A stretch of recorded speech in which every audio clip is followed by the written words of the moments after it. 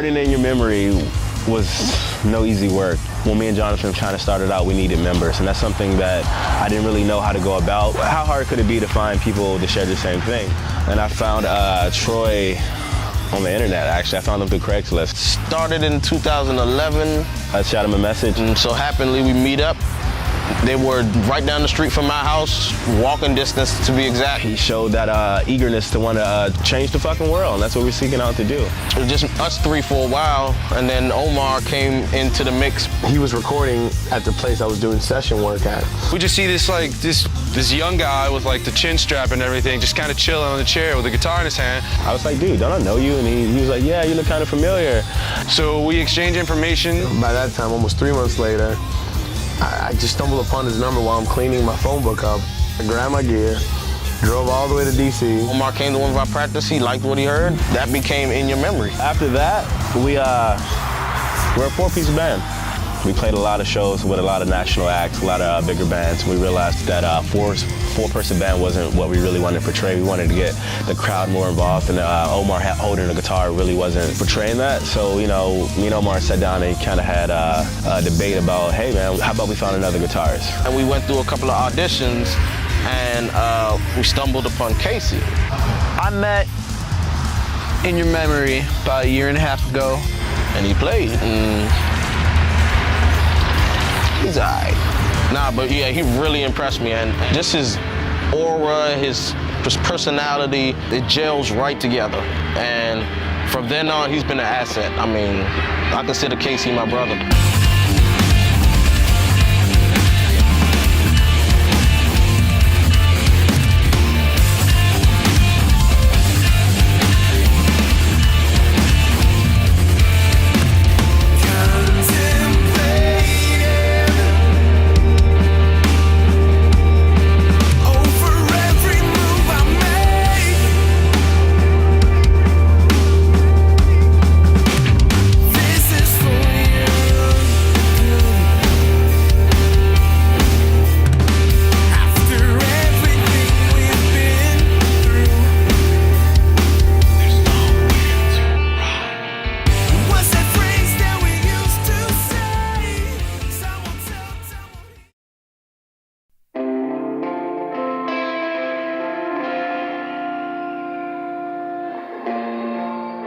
We've listened to Let Live in the Past, and I mean, it just made sense. Me, Alex, and Troy, we flew out maybe 6 months ago. We checked them out, we kind of vibe with them. We just knew that it made sense.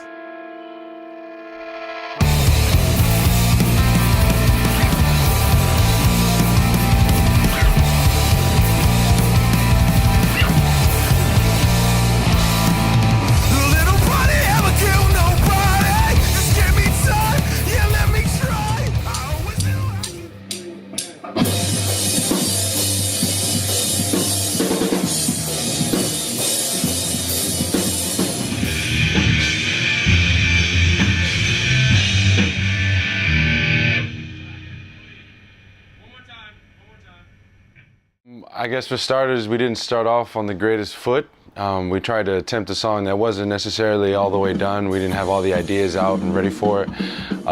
So that kind of put all of us in a bit of a funk the first day, just because we shouldn't have done that, and we understood that midway through, but that was already like 2 hours gone. We went to the rehearsal spot, worked some things out, and then it just started layering and adding stuff and taking stuff off. We just grabbed all the guitars, and then we said, you know what? Let's throw these guitars out. It's hard to do, you know, but I mean, I wouldn't take anything back from it. Casey lead right there will be altered, and it will not be the same when you hum. When we hum. I bet you it will be the same. That's steak dinner. Steak dinner. Steak dinner. All right, Okay. Benny Hannes.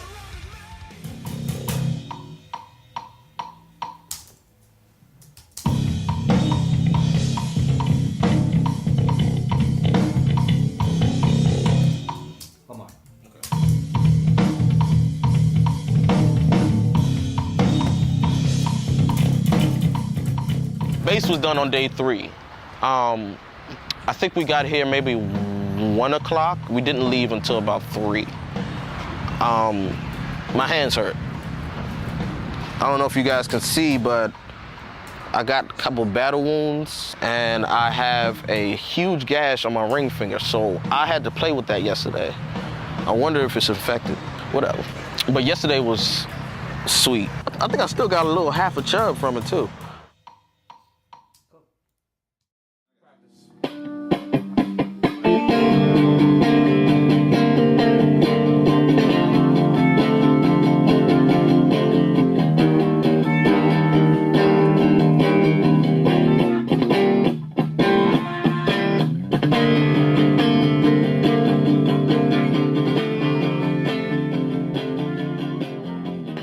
Recording process has been really fun. It's very different from other processes I've experienced with my other bands in the past. This is one of the best and one of the most unique. You know, in every past record we've had, that was the lacking side of things. You know, it was always, we would always get kudos on vocals, kudos on drums, kudos on bass. And the guitars were cool, but they were just supporting, you know? They never really came out and started shining.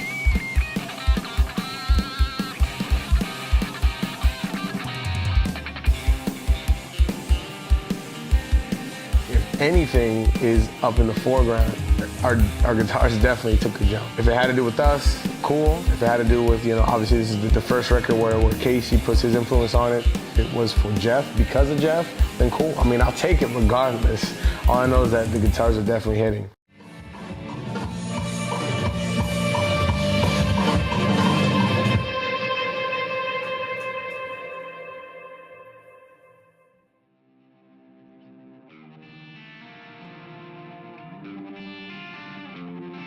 As far as vocals, we devoted 3 days to it, and we were just hitting them. But I mean, to be frank, I mean, one of my concerns was always, I want to make sure that the record hits hard vocally, and at the same time, I need to be able to deliver this live.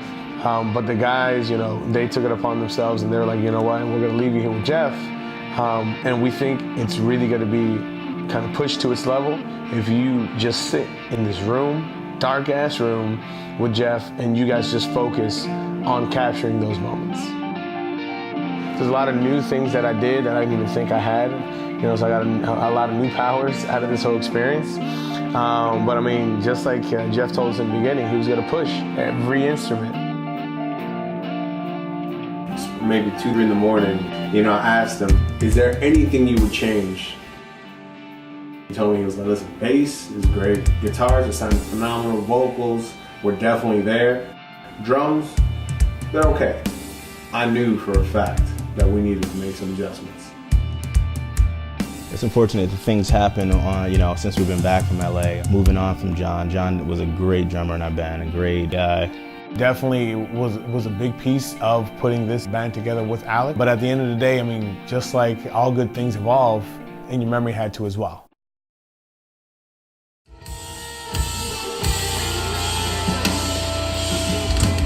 I'm Ian Bell, and I'm playing drums on In Your Memory's project. I've played in some local bands that have played shows with the guys from In Your Memory, and it's just been a great opportunity to work with them. Omar came to me, and he told me that they would need some drum tracking for the album, and he sent me some song ideas that they had, and so I went ahead and reinvented the drums for the album. We came into the studio, and I had all the material there to play drums to, so it was impossible to fail, which is great. They provided a comprehensive guide to creating great drums for this album. I feel bad about the bad things. I feel good about the good things. If it didn't happen this way, we wouldn't have this record. You know, a lot of people ask me, what does fair launch really mean? And the truth is, this entire process has been that. It's been walking on eggshells, has been, you know, balancing both, has been, you know, having that mindset of, we will not fail. What's your last name? Jordan DiSorbo. Shout out to Jordan DiSorbo for mixing the record, and the mastering was also done by. I'm gonna look at Casey. I already know Casey's gonna talk about.